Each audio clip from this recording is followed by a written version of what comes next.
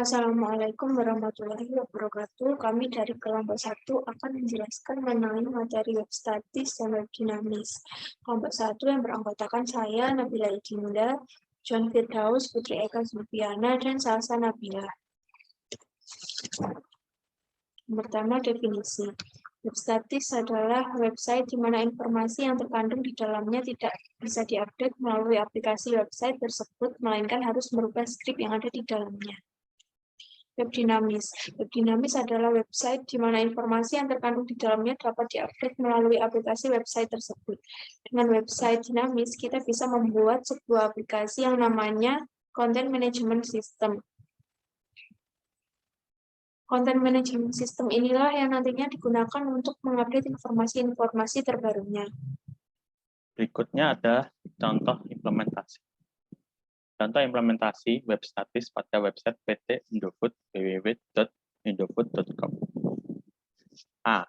Beranda website PT Indofood. Pada gambar 1 di samping, kita hanya bisa melihat atau membaca isi yang sudah ditampilkan oleh developer website saja. Dengan kata lain, seperti prinsip web statis yaitu tidak terdapat database dan tidak dapat menambahkan maupun mengubah isi dari websitenya. B. Halaman peluncuran produk baru. Di sini ada gambar 2 yaitu peluncuran produk baru dan gambar 3 yaitu produk Maxicorn.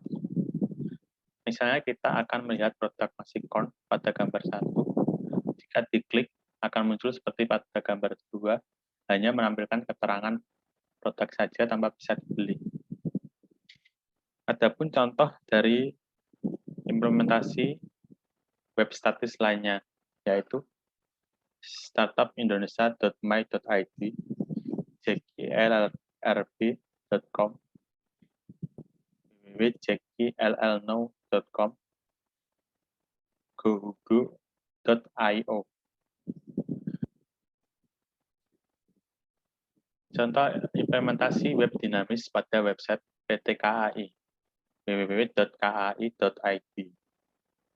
Beranda website PT KAI. Pada gambar 4, terlihat bahwa ada UI atau form pemesanan tiket yang bisa kita isi sesuai dengan kebutuhan kita. Bisa dilihat ada di samping kiri. B. Interaksi pada form pemesanan tiket kereta. Pada gambar 5, kita isi dan kita klik tombol pesan dan cari kereta. Maka data kita akan masuk ke dalam database web development website PT KAI dan akan tampil seperti pada gambar 6. Dengan kata lain, website ini sesuai dengan prinsip web dinamis di mana website tersebut terdapat database dan dapat diubah maupun ditambahkan.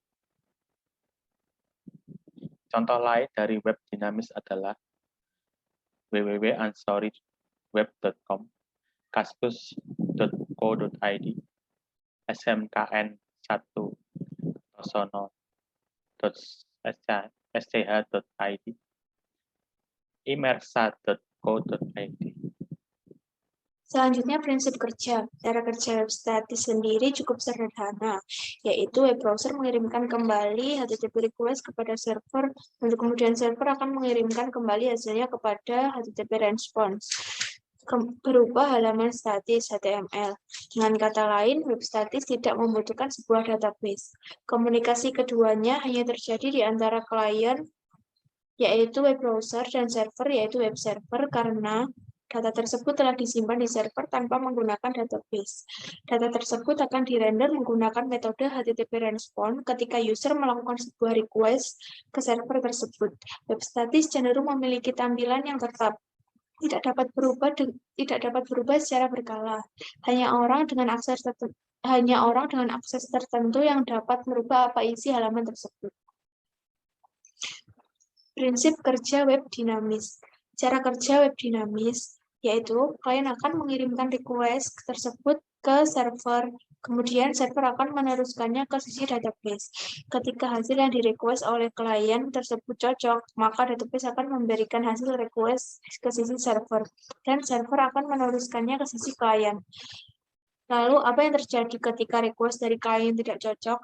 Tentunya server akan mengirimkan sebuah notifikasi kepada browser jika request tersebut tidak ada, atau biasa disebut null.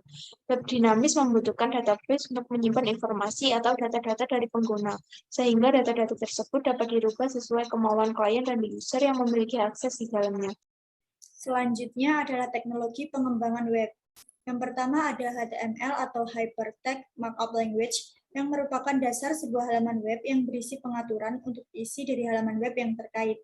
Jadi, programmer harus dapat membuat sebuah struktur yang mudah dimengerti, tidak hanya oleh orang lain, namun juga oleh mesin pencari seperti Google. Hal ini tujuannya agar nantinya halaman web akan mudah ditemukan oleh calon pengguna yang mencari informasi terkait melalui mesin pencari tersebut. Selanjutnya adalah CSS atau Cascading Style Sheet, yang merupakan salah satu teknologi yang ditemukan untuk membuat tampilan dari halaman web menjadi cantik. Nah, melalui penggunaan CSS ini, halaman web dipisahkan menjadi dua bagian. Bagian isi atau konten diletakkan di HTML, sedangkan untuk penentuan jenis huruf dan berbagai atribut lainnya seperti warna, posisi, dan berbagai hal lainnya diatur melalui CSS. Selanjutnya adalah JavaScript, yaitu teknologi yang digunakan untuk memanipulasi isi halaman web yang dijalankan di sisi klien. Namun, sebagian orang menganggapnya sulit, jadi tidak terlalu diperhatikan. Namun, teknologi ini merupakan salah satu teknologi yang berperan sangat penting dalam pengembangan web 2.0 yang bersifat dinamis. Nah, melalui penggunaan teknologi ini, data maupun tampilan halaman web dapat diubah atau diperbarui tanpa harus merefresh atau memuat ulang halaman. Selanjutnya adalah PHP. Halaman web yang modern menggunakan server-side scripting atau kode komputer yang diletakkan di server untuk menampilkan data yang bersifat dinamis. Nah, salah satu bahasa script atau program yang paling populer adalah PHP ini. Selanjutnya adalah MySQL atau Postgres. Ini adalah database. Jadi, melalui database dimungkinkan untuk dikembangkan sebuah sistem yang menampung data yang dibuat oleh administrator maupun orang yang mengakses situs web. Nah, berkembangnya situs web semacam sosial media seperti Facebook, Instagram, kemudian marketplace seperti Tokopedia, Bukalapak, maupun berbagai jenis situs web lainnya tidak lepas dari ketersediaan teknologi database ini. Nah, salah satu database yang paling populer untuk pengembangan web adalah MySQL yang dapat dimanfaatkan secara gratis. Nah, kalau bagi perusahaan yang membutuhkan performa database yang lebih baik dengan fitur yang lebih banyak, dapat dipergunakan PostgreSQL atau berbagai teknologi lainnya. Selanjutnya adalah WordPress, yang merupakan sebuah content management system atau CMS. Melalui website CMS seperti WordPress, dapat dibuat sebuah situs web dengan sangat mudah tanpa harus banyak mempelajari hal-hal teknis. Namun demikian, tentunya perlu dipergunakan themes yang dapat diperoleh secara gratis maupun berbayar untuk menghasilkan tampilan yang cantik dan profesional. Nah, mengembangkan themes merupakan salah satu keahlian yang mungkin perlu dipelajari dan banyak dibutuhkan. Next, Laravel. Dalam hal pengembangan web secara fungsionalitas, banyak dikembangkan pula berbagai framework web development.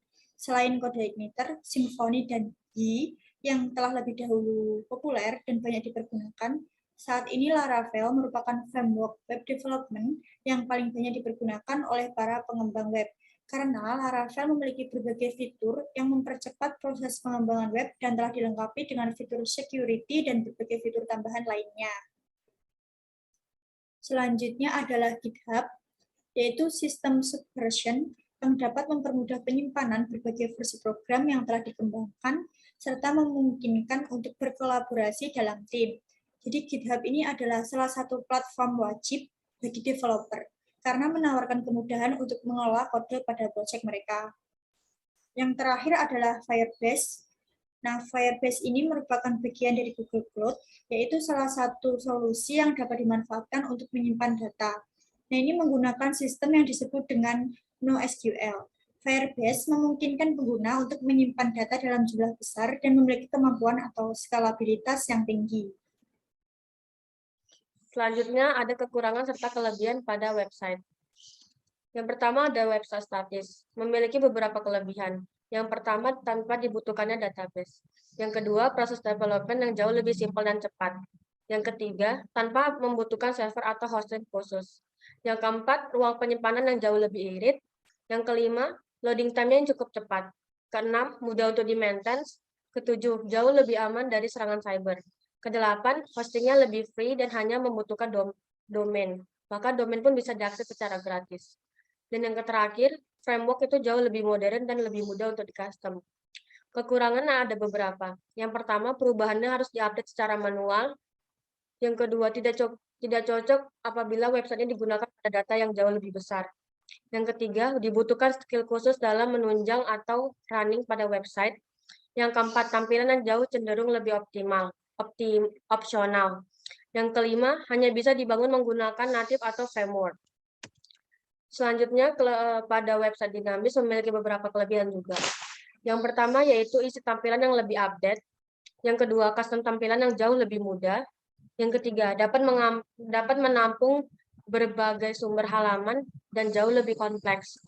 Yang keempat, temanya yang begitu beragam atau temanya lebih mudah untuk di-custom. Yang kelima, tidak membutuhkan skill khusus. Yang keenam, informasi dari klien itu lebih mudah untuk ditanggapi. Kekurangannya juga ada beberapa. Yang pertama, sistem development itu yang kompleks meskipun menggunakan CMS. Yang kedua, perlu dilakukan optimasi untuk mendapatkan performa yang baik. Yang ketiga, sistem keamanan yang harus berdasarkan pada owner. Yang keempat, membutuhkan hosting yang berbayar. Yang kelima, membutuhkan hosting atau server khusus dalam requirement project. Dan yang terakhir, diperlukannya maintenance yang rutin agar dependensi itu bisa selalu update. Sekian dari presentasi kelompok 1. Mohon maaf bila ada kekurangan. Wassalamualaikum warahmatullahi wabarakatuh.